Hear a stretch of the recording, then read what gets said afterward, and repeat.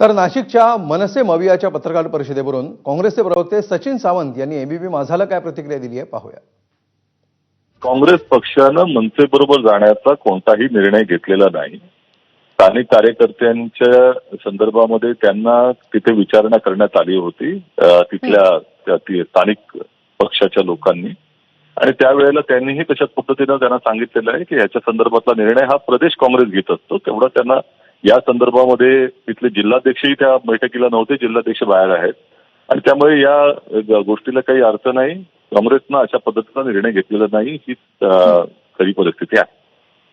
आता वडेट्टीवारांची प्रतिक्रिया आली, ते म्हणाले की स्थानिक पातळीवर नेत्यांशी चर्चा करावी आणि त्यानुसार निर्णय घ्यावा। आता स्थानिक पातळीवर जर नाशिकच्या नेत्यांनी निर्णय घेतला असेल तर इतका संभ्रम काय? म्हणजे नाशिकचे नेते परस्पर जाहीर करून टाकतात, असं कसं काय चालतं? मी स्वतःही स्पष्ट केलं होतं की काँग्रेस पक्षाने निर्णय घेतलेला आहे की स्थानिक पातळीवरती आघाडी करावी किंवा एकत्र जावं, एकटं जावं, या संदर्भातला निर्णय घेण्याची मुभा देण्यात आलेली आहे। परंतु फक्त इंडिया आघाडीच्या सदस्यांबरोबरच चर्चा करावी हेही निर्देश देण्यात आलेले आहेत। त्यामुळे तिथं काय झालेलं आहे, कोणी काय पद्धतीने केलेलं आहे, आणि सगळ्यांना संघटित स्वरूपामध्ये तशा पद्धतीची कुठे चर्चा झालेली नाही, आणि जे लोक तिथे गेले होते त्यांना तशा पद्धतीचा तो अधिकारही नाही। त्यामुळे मला असं वाटतं की या संदर्भातल्या बातम्या पूर्णपणे चुकीच्या आहेत आणि माध्यमांनी त्याची नोंद घ्यावी। पुढची बातमी, उपमुख्यमंत्री अजित पवारांनी पक्षातल्या 2 महत्त्वाच्या नेत्यांना चांगलाच दणका दिलाय।